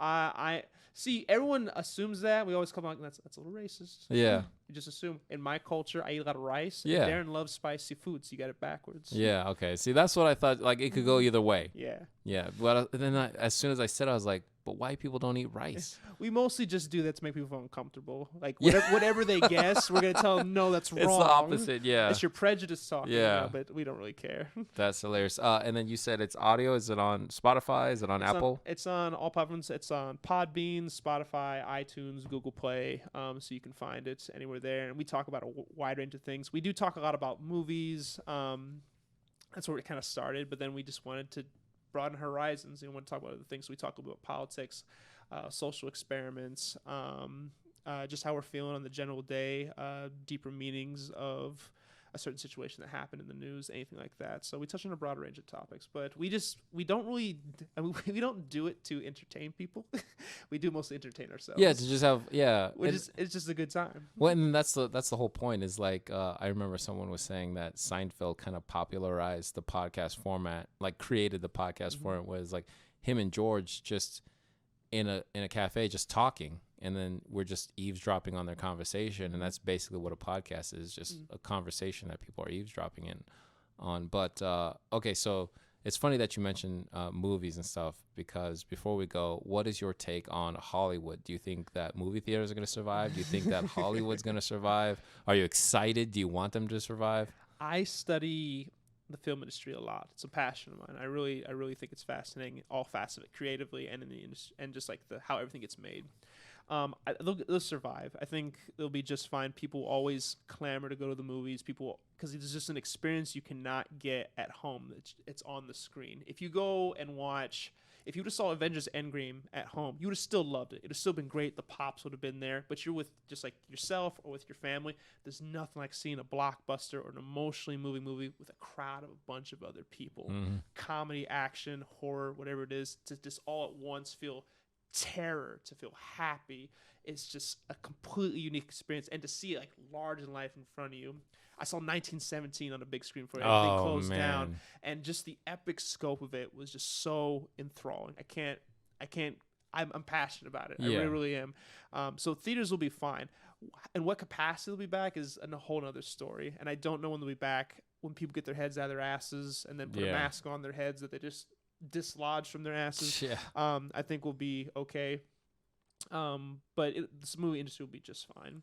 Well, what I'm hoping is that they will like disinfect the seats in between showings. They're doing stuff like that right now in China. Yeah, and then that they have the ventilation cranked, and they're actually checking to make sure that it's working, that they're not just recycling potential COVID. But I'm with you on the fact that the movie theaters will survive. But what I'm hoping is, okay, so imagine like an overgrown forest. So you have your 1917s, you have your Interstellars, you have these amazing movies, but then you also have, I now pronounce you Chuck and Larry. You have a Medea, Halloween or something like that. So what I'm hoping is that in like an overgrown forest, the lightning bolt that sparks the fire is the pandemic, and so that you get rid of all those shitty movies that we don't want to see in movie theaters, but that they go to streaming. And they flourish, they thrive on streaming, but then the movie theater is for those massive oaks that weather the storm. And that's why you go to the theaters, so you can see The Dark Knight Rises, and so you can get lost in a world and experience that with your friends. But streaming, that's just for like the low budget comedies and stuff. I agree with that to a point, but I think it's, I use the word dangerous, very loosely. This isn't life or death situation, but I think of a movie like Dolomite Is My Name. I don't know if you've ever seen Dolomite Is My Name. It's no, on Netflix. yeah. Well, Eddie Murphy's latest movie, he kills it. It's a good job. So does Wesley Snipes. He steals the Yeah. show. Oh, Go nice. watch it. Shameless, not sponsored, but shameless plug for that. But Dolomite, I watched it there. Great movie. I loved it, and I can't fully express just some nuances that you miss if you don't see it in that larger resolution with the other crowd of people. Because even small movies like that can still make a big impact on screen. I do think we've had a huge shift in culture that everything has to be almost a theme park ride, though. Yeah. Has to be Avengers. It has to be the $6 billion movie. It has to be, Jumanji, Welcome to the Jungle. Yeah. All that fiery explosion, stuff like that. I get that. Movies, theaters should do that because it's going to bring in people. But I think if they can figure out some way of still bringing in those smaller movies and making them popular, giving people a broader filmography, because eventually it's going to get a little stale if everything's just the big ones. So that's where I'm kind of like going back and forth. I see with that, it. yeah. And that's where I'm kind of at. But streaming is a great place for those mid-budget movies. You get a lot of great things on there, like on Netflix, on any streaming platform, HBO Max Live, or the fuck it's called, Peacock, and everything else. There's a bunch of shit. There's too many streaming services. I only own like one, and I steal the rest of them. I'm not ashamed to say that because they're from family members. Well, that's how it should be. Like, you have 5 or 6 people who each pay for one, but then share the passwords for all of them. Yeah. So you pay for one, but get 6, because they've essentially recreated cable. Yes, they have. Yeah. They have, and I stick to only Netflix. I stick to only Netflix as the one I have, just because I'm not paying for all this shit. Yeah, but they also have the best programming, like the best original programming. They have a lot of good original programming. They have a lot of shit. Another shameless plug, I have a very small, very bad YouTube channel called Low Budget Movie Buff. It's something I do in my spare time mostly to teach myself new video skills. Like, that's what it's mostly for. But I put out entertainment. It's mostly reviews of Netflix stuff. I have scripts by the millions, but I don't have enough time to do all of them. But whenever I can, if I'm feeling in the mood, I'll review one movie and do stuff like that. The first few episodes are shit. They really are. But the main point of it is I watched a lot of Netflix. There's a lot of good stuff. There's a lot of terrible stuff. Did you see, a lot of terrible did you see, stuff. was it Mama, the robot one?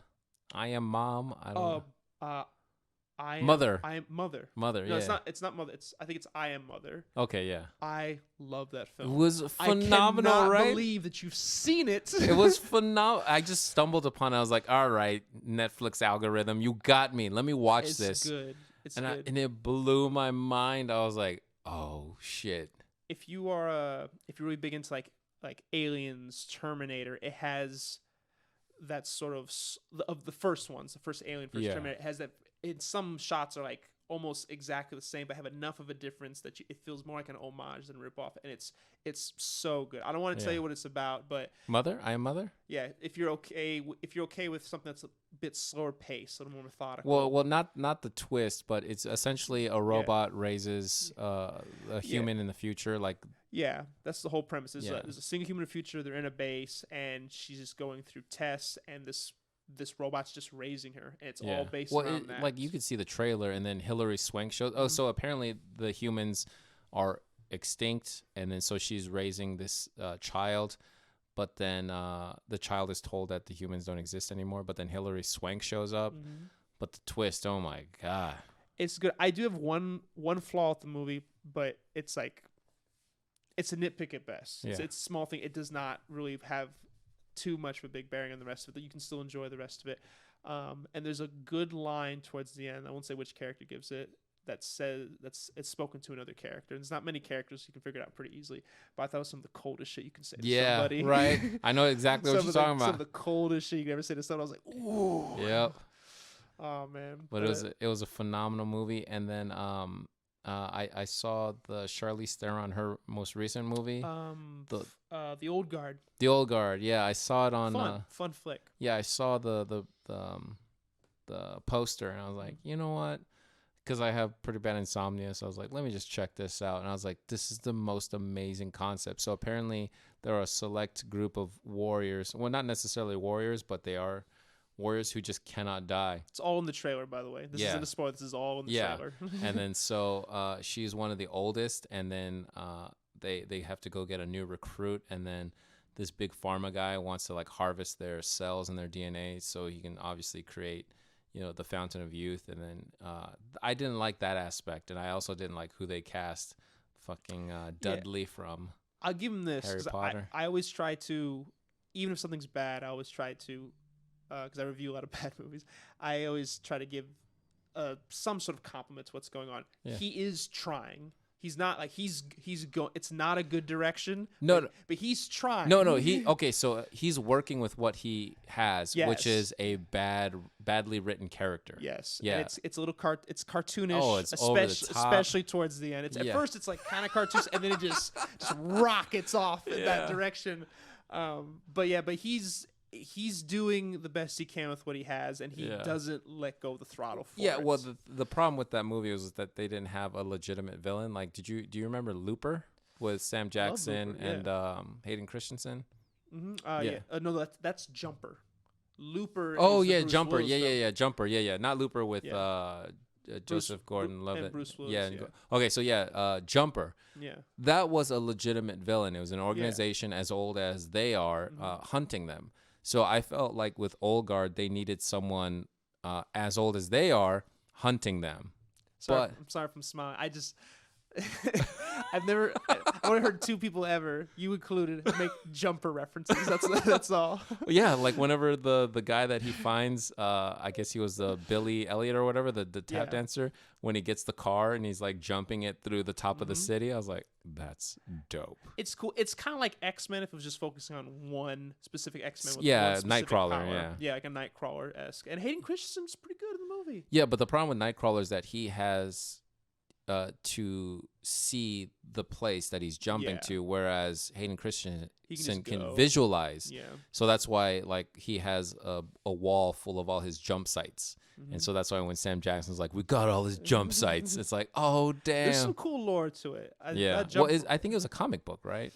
I don't know. Okay. I don't know if it was a comic book. See, that's why any movie that's based on a comic book or a novel is dense, and it's really like a balance between world building and character building.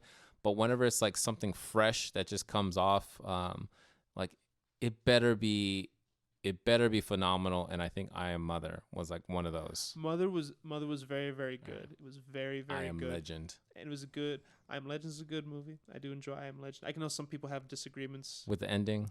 with the ending. I get that. But I did enjoy I Am Legend. Thought Will Smith was really great in that. Also, heart out to Will Smith. He's having a tough time right now. Please be nice to him. Well, a lot of people were saying that he's also involved with Epstein, and like this was a whole ruse to kind of throw that away. And it's just like, I don't need more bad news. right? Okay, what's your take on the whole Will Smith thing? We'll avoid Epstein like the plague, but what is your take on the whole Will Smith Jada Pinkett thing?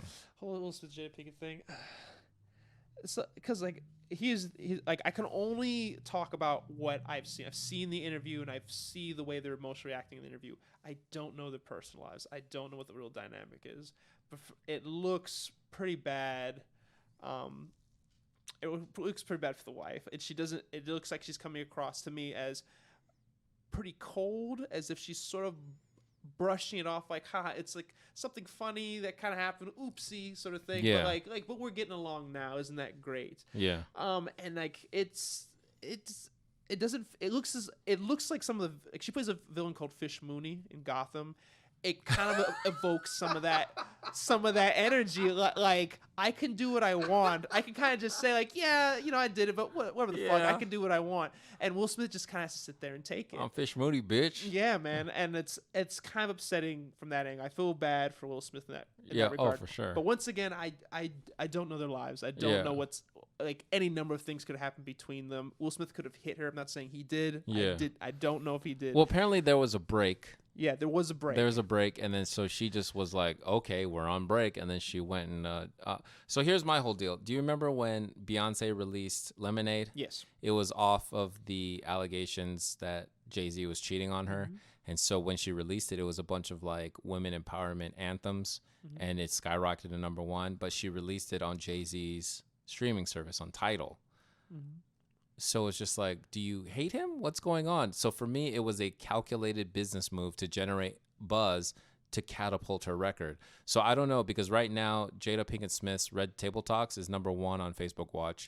Will Smith crushed it with Bad Boys for Life, and then now they're releasing, they're in production for another one, Bad Boys 4, which I feel like is a weird situation.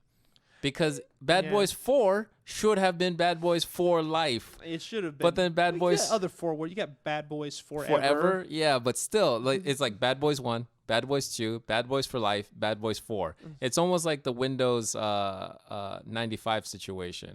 Yeah. Yeah, it's just like Windows 10? No, 2000? Okay, well, I guess. This day and age, you could petition for anything. You got a good chance of getting it. Sonic movie got changed.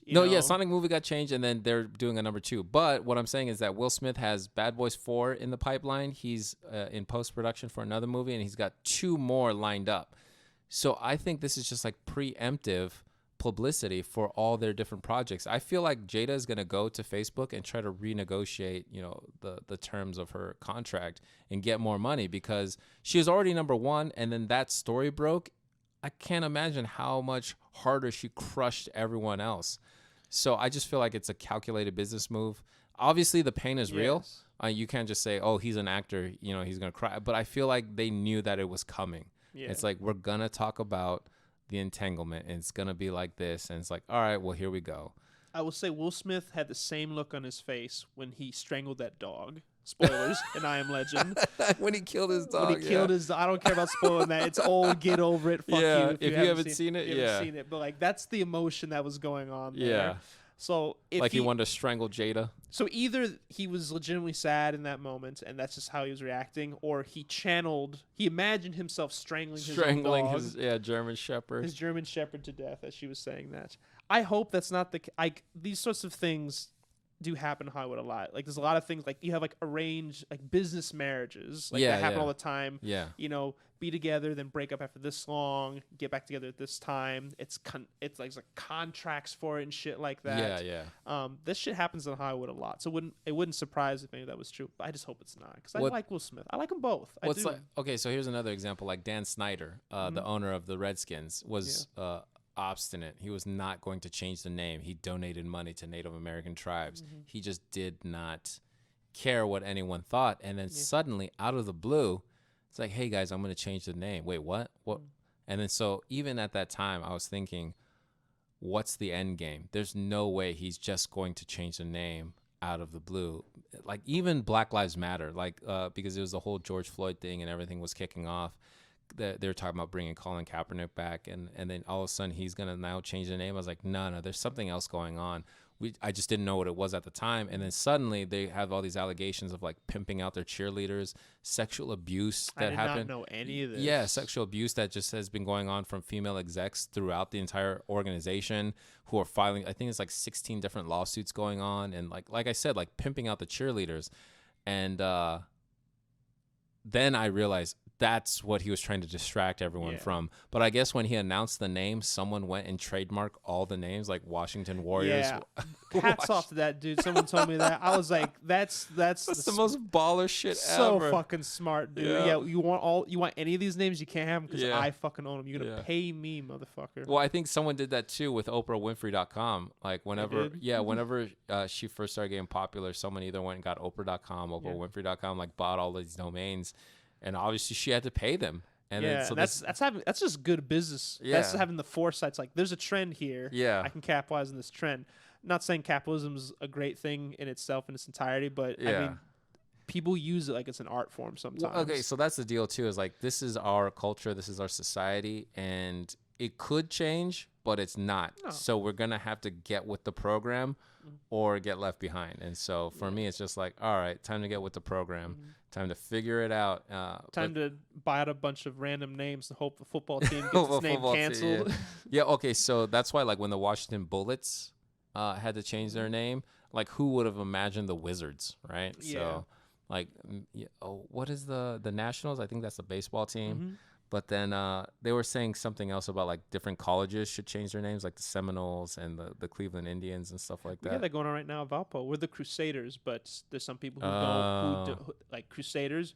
If you don't know your history, boys and girls, Crusaders, Catholic knights who did some bad things, some murderous things in the name of Jesus. Not saying the opposition didn't do bad things back, but it's kind of hard to have that as the mascot of a Christian institution. Yeah.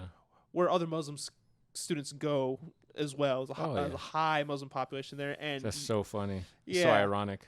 Yeah, and that's what you're looking at. And now, granted, he looks like the Little Caesars Pizza Man, kind of. So the mascot. He's not a very threatening mascot. He's not. He's got the fighting Irish stance. Suit of armor. Looks like he's gonna say pizza, pizza. That's so funny. But they do want it changed, and I can understand why. Yeah, but then also because there's this whole debate about gender identity and gender politics and PC culture and stuff, and I feel like they're legitimate claims. But I feel like the people who are making the most noise are a very small minority. But then that's why like the backlash against them is so funny, because it's just like with Donald Trump. Just don't listen. Like if he tweets something out, just don't read it. Just don't publish it. Just don't read the article that is publishing it. So if that's how they feel about gender politics and gender identity, just don't listen. I mean, I'm glad that it's happening. If someone comes in here. There was someone there was a comic in Vegas who was transgender, and if she were to ask for specific pronouns on a podcast, I would happily oblige. And so that's my whole deal, is like if it were to come down to that, I would happily oblige. But what I'm talking about specifically are the people who are against that. Just don't pay attention to it. So I don't know. We'll see what's gonna happen. Yeah, if it doesn't really affect your day to day, if it doesn't, no one dies, if it's not doing anything negative, then it doesn't really matter to you. Don't let it bother your sphere of reality. Yeah, okay. just chill out. And so that's kind of how I feel about that whole situation. I'm glad we brought it back to a much lighter place after Yeah, talking about. we went pretty dark. We went Yeah. pretty dark. I think the high point definitely was the semen stained pants of the boys at the Verve. Of the and Verve, yeah. There's one thing I love to talk about: semen stained pants of young, youthful men. Oh my god, yeah, just I love that place too, and I love Connie. I love Scout, Mokafo when he was back there. Yeah. Bose, and then my man Paul MG. I don't know how to say his last Yeah, name. no shame to the people who run it. They're Yeah. running. Yeah, they know they're their crowd. They know Yeah. they know what they're doing. It's Yeah. just not a place. Well, okay, so here's the For deal. me. It's not a place for me on Friday and Saturday night. Yes, that's Yeah. fair. That's Yeah, it's not, when we used to do comedy on Wednesday nights, it was so much fun. And then, like I said, during the day, especially when they first opened, they got the doors wide open. You get that nice breeze coming through, and you're just hanging out, enjoying an IPA. So yeah, shout out to them, and then shout out to Gretchen and Alyssa over at Tolly's. We're gonna be hopefully broadcasting from there on Thursday with Levi Elmore. No, he hasn't said anything else besides "Saved by the Booty." Oh, is that what you're? I didn't know people were listening. Yeah. I forgot we were live. I completely forgot we were live. Yeah, we got a couple people watching. We got a few likes, and then let me see on your page. I don't know. I don't. Yeah, nothing. It's okay. I'm just happy to be here. There we I don't. go. I don't do this for the glory, man. I There just we do this. go. I do this because I like to talk. There I am. There you are. In all my the glory. Nets, number 23, Jordan fan. Yeah, I played at a park called Stoner Park in Los Angeles. Stoner Park that Nets. that was this God-given Christian name. I had a great time there. I was a chunky. So which one forward. is Darren? Or no, which one is the El Salvadorian? So like it's actually two because they're brothers. So Luis is the one more towards the middle. So Seth was the one in the very center. He's the one who got married right immediately to his right. That's Luis. Then there's Bobby, and then Jose is Luis's younger brother. Yeah, you can tell. Yeah, and I would even say that these two were probably brothers, but a lot of people think that, but we're all just good friends. Yeah, but these two for sure. And then so Luis is the one who made it. Luis is the one who made that edit. And he sent it to me, and then that's Nico and Sean at the other end. But the five of us on this side, the four first ones I mentioned, we all met during. Me and Luis played football together, but then we all became friends in wrestling when he convinced me to join the wrestling team. And oh shit! We just took off from there. Damn, man. all around athlete, wrestler, football, rugby, track, hiking, kayaking. You said at Turkey Run. Sports was my first love. That was I'd say it was almost the first. I would say story was my first love. I see. And then but the greatest stories for me were feats of strength. Okay, did you watch The Last Dance? The Last Dance. I haven't seen The Last Dance yet. It's on Netflix now. I'm gonna watch that. Okay. I just started picking up more documentaries. Because like my favorite sport is to watch is boxing. So I've been watching boxing documentaries on Netflix. Did you watch the Conor McGregor one? I haven't watched that one. I watched the one called Counterpunch, which focused more on Olympic. Olympic boxing, and also how. Since Money Mayweather's come up, how the mentality of boxers coming up of going pro as opposed to chasing glory like Olympics has vastly changed. Which has led to boxers not caring too much about the culture of I guess prideful fighting, like fighting for something more than just money. How it's now shifted to I'm doing this because I want to get paid, as opposed to I want to do this because I want to get a gold medal. Yeah, but then also building a brand. It's like you have to be outlandish. You have to build a brand. You get the Instagram money, become an influencer. Yeah. But that's where I was. But I've heard great things about The Last Dance. I do want to watch. 29. You would have grown up on that tail end of the Jordan era. era. Tail end of the Jordan era. Yeah. So if he had at all influenced your childhood, then definitely watch it. It provides some really good insight, especially from his perspective. But I was gonna say you're also a basketball star. Clearly a basketball star. You grew up in LA, you gotta play basketball. Yeah. Especially in the '90s, we had like Shaquille O'Neal and Robert Horry, like that Kobe Bryant, like great Lakers team, Rick Fox, and all them. Like, of course, you were on the basketball court. Yeah. You proved your medal. But boxing has always been that's where I lived and breathed. Because my dad was a boxer. Oh shit. And I watched like Babyface Barrera is my favorite. Marco Antonio Barrera is his real name. Eric Morales.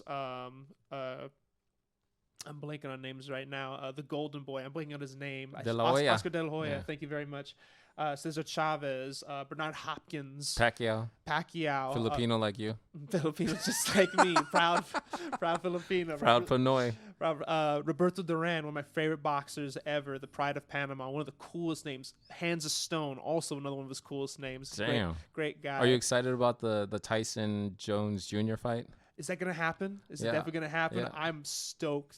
I heard it was, and then like the undercard was what's his name, the Logan Paul versus someone else. But yeah, I mean, have you watched those Tyson videos of like him now? Oh, like, sparring. I saw those. Like I got so like I don't want him to get hurt. I don't want just like old men fighting and get hurt. I don't want to see that. There is a beauty to boxing that has been kind of lost. I think like Tyson was on the tail end of that. Yeah. And to see him looking just as good as when he was like in his prime, dude. Yeah. And he's thicker and meaner. He's grizzled. He's old. There's a ferocity that I don't see a lot of boxers match. I can't wait to see him step in the ring. I hope it's as good as I hope it's gonna be. Try to keep my anticipation at rest a little bit, but I am so stoked to see him fight just one more time. That's it. That's all I would like to see. One more and I'd be good. Well, it's weird because obviously they're older, so the endurance is lower. But to see them go 100% on fight night, you know, I think we'd be lucky to get 2 rounds. But you know, hopefully the first couple rounds they're feeling each other out, and then they go heavy into it because I hope it takes. You kind of want to get your money's worth. Oh, most definitely. Yeah. Most definitely. I recommend if you just want to see some old fights for free, I recommend Eric Morales versus Antonio Barrera. 2's pretty good, but 1 is just a brutal brawl. It's all pride. It's all like, damn, I hate you, you hate me. Okay, we're gonna beat the fuck out of each other, and neither of them back down. It's an amazing story. And then Antonio Barrera fights a man. It sounds so storybook. Babyface Barrera versus Prince Nassim Hamed from England, a man who was undefeated versus a man who was thought to be on the downslope of his career, and it was just an amazing fight.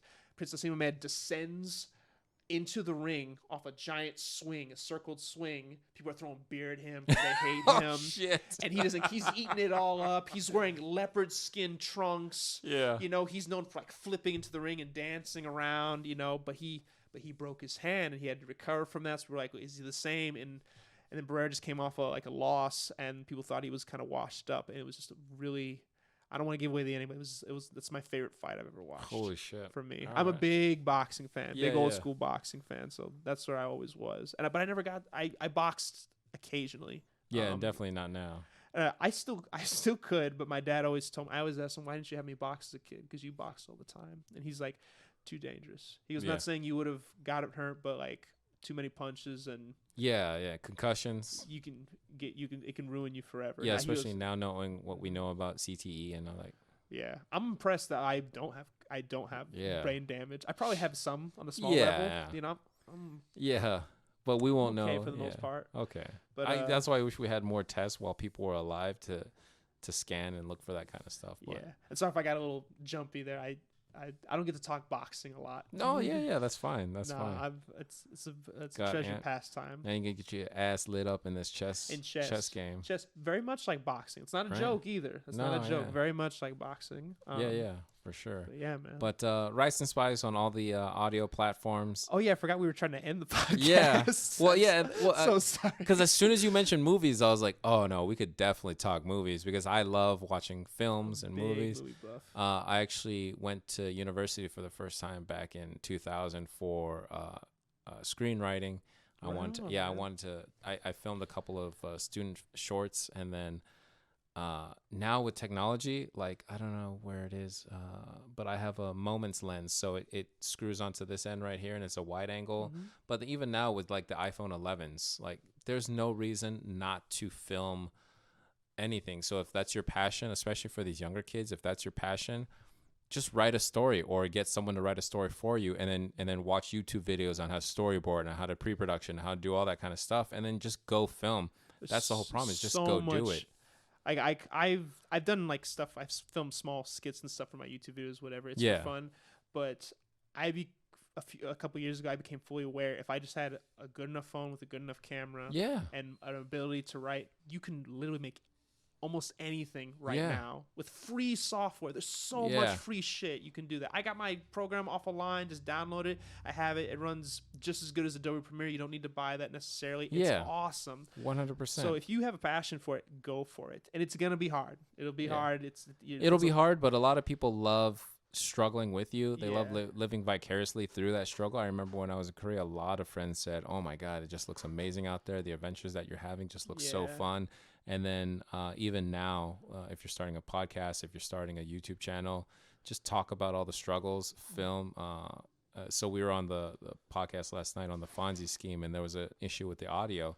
But people are going to love seeing that stuff a year or two from now when he blows up. Yeah. As long as he stays consistent. So that's my whole deal is stay consistent, just keep recording and sharpening my skills. Yeah. Because you never know what the guest is going to be like. You walk into a situation, it could be the most boring, interview ever. But luckily, so far, they've been great, and they just keep getting greater. So thank you for stopping by. Thank you. So let it be known that currently I am the greatest, Levi. The greatest. The greatest. Well, I did end it early with Evan Davis because we got hella deep into like Trump and stuff. And I was like, I was too many seer mists deep. And I was just like, let's just end this. But it was also good too, because then when he comes back next time, we can talk about more stuff. So when you come back next time, we're going to definitely talk about more movies. I would love to. I would Yeah. love to. And it's cool that last thing. It's cool you said you're a screenwriter because that's something, because I have written my whole life. It's something I've loved to do. Screenwriting is something I'm still very new to because I was always too afraid of it. I'm like, I don't know if I can do that. Yeah. I liked novel stuff better, but I gave it a shot. I did actually write a short film script I was very proud of. But I just think it's very, I don't believe everything. There are some coincidences in this world. I don't believe talking to you today was a coincidence. I think it's really cool that you've been interested in that, and that's awesome. Yeah, man. Peeling back the layers. Yeah, the man. awesome blossom. Most definitely. Ladies and gentlemen, thank you for stopping by and checking out this episode with me at 5:15 and my guest, Levi Charles Mock. Shout out to Janae Green, old childhood friend. Hopefully we can get her on my 99 time capsule. I want to interview all the friends that I graduated with from 1999. Right on, man. But I've known since 1992, Terrace Hills Middle School. So hopefully we can get her on. I was 1 year old, man. Thank you. No, just kidding. I don't give a shit about my age. I look young as fuck. So, all right, ladies and gentlemen, thank you very much. Hope it wasn't Oh, there we boring. go. There we go. I was looking at this screen, but there we go. All right, have a good night. Hope it wasn't boring. Take care. I don't give a fuck if it was boring. That was nice, man. Yeah, it was hella fun.